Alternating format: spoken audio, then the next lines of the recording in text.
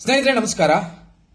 ನೋಡಿ, ಕರ್ನಾಟಕ ಅಂದ್ರೆ ಅದು ಅಣ್ಣವರ ನಾಡು, ಕನ್ನಡಿಗ ಅಂದ್ರೆ ಅದು ಅಣ್ಣವರ ಅಭಿಮಾನಿ.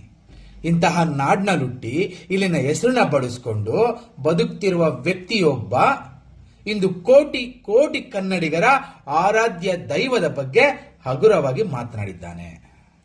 ಹೌದು, ನಾನು ಮಾತಾಡ್ತಾ ಇರೋದು ಇದೇ ಚೇತನ್ ಅಹಿಂಸಾ ಬಗ್ಗೆ. ಚೇತನ್ ಅವರೇ, ಮಿತಿ ಮೀರಿ ಮಾತನಾಡಬೇಡಿ. ಅಣ್ಣವರ ಸ್ಮಾರಕಕ್ಕೆ ಜಾಗ ಕೊಟ್ಟಿದ್ರ ಬಗ್ಗೆ ಪ್ರಶ್ನೆ ಎತ್ತಲು ನೀವು ಯಾರು? ಡಾಕ್ಟರ್ ರಾಜ್ಕುಮಾರ್ ಅಂದ್ರೆ ಕೇವಲ ಒಬ್ಬ ನಟನಲ್ಲ, ಅವರು ಈ ನೆಲದ ಸಾಂಸ್ಕೃತಿಕ ಶಕ್ತಿ. ಕನ್ನಡ ಭಾಷೆಗಾಗಿ, ಈ ಮಣ್ಣಿಗಾಗಿ ಅವರು ನೀಡಿರುವ ಕೊಡುಗೆ ಏನು ಅಂತ ನಿಮಗೆ ಗೊತ್ತಿದೆಯಾ? ಕಂಠೀರವ ಸ್ಟುಡಿಯೋದಲ್ಲಿ ಸ್ಮಾರಕ ನಿರ್ಮಿಸಿದ್ದಕ್ಕೆ ಸರ್ಕಾರವನ್ನು ಪ್ರಶ್ನೆ ಮಾಡ್ತೀರಾ?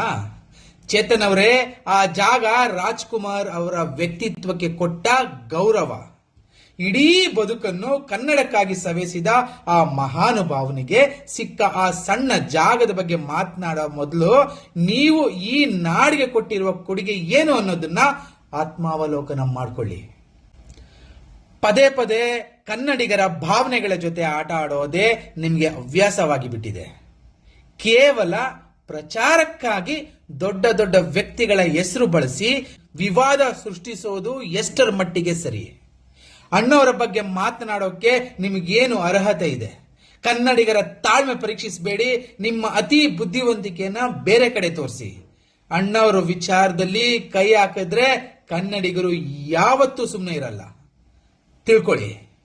ಇದು ಕೇವಲ ನಮ್ಮ ಆಕ್ರೋಶವಲ್ಲ, ಇದು ಕೋಟ್ಯಾಂತರ ಅಪ್ಪಾಜಿ ಅಭಿಮಾನಿಗಳ ಧ್ವನಿ. ವ್ಯಕ್ತಿತ್ವದಲ್ಲಿ ಅಹಿಂಸೆ ಇಟ್ಕೊಳ್ಳಿ, ಆದ್ರೆ ನಿಮ್ಮ ಮಾತುಗಳಲ್ಲಿ ವಿಷ ತುಂಬಬೇಡಿ. ಡಾಕ್ಟರ್ ರಾಜ್ಕುಮಾರ್ ಅವರು ಕರ್ನಾಟಕದ ಅಸ್ಮಿತೆ. ಅವರನ್ನು ವಿವಾದಕ್ಕೆ ಎಳೆಯುವ ನಿಮ್ಮ ಪ್ರಯತ್ನಕ್ಕೆ ಕನ್ನಡಿಗರು ತಕ್ಕ ಪಾಠ ಕಲಿಸಿದ್ದಾರೆ ಕೂಡ.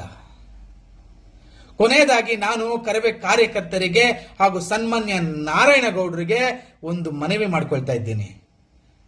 ಇವರಿಗೆ ಸರಿಯಾದ ಪಾಠ ಕಲಿಸಿ, ಚೇತನ್ ಅವರಿಗೆ ಸರಿಯಾದ ಬುದ್ಧಿ ಕಲಿಸಿ, ಅವರು ಯಾವತ್ತೂ ಕನ್ನಡದ ಬಗ್ಗೆ ಆಗ್ಲಿ, ಕರ್ನಾಟಕದ ಬಗ್ಗೆ ಆಗ್ಲಿ, ಹಾಗೂ ನಮ್ಮ ಡಾಕ್ಟರ್ ರಾಜ್ಕುಮಾರ್ ಅವರ ಬಗ್ಗೆ ಮಾತನಾಡೋದಕ್ಕೆ 1000 ಸರಿ ಯೋಚನೆ ಮಾಡಬೇಕು. ಎಷ್ಟು ಸರಿ? 1000 ಸರಿ ಯೋಚನೆ ಮಾಡಬೇಕು. ಅಣ್ಣವರು ಸದಾ ನಮ್ಮ ಹೃದಯದಲ್ಲಿ ಅಮರರಾಗಿದ್ದಾರೆ.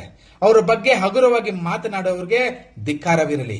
ಜೈ ಕರ್ನಾಟಕ ಮಾತೆ, ಜೈ ಡಾಕ್ಟರ್ ರಾಜ್ಕುಮಾರ್, ಜೈ ಡಾಕ್ಟರ್ ರಾಜ್ಕುಮಾರ್, ಜೈ ಡಾಕ್ಟರ್ ರಾಜ್ಕುಮಾರ್.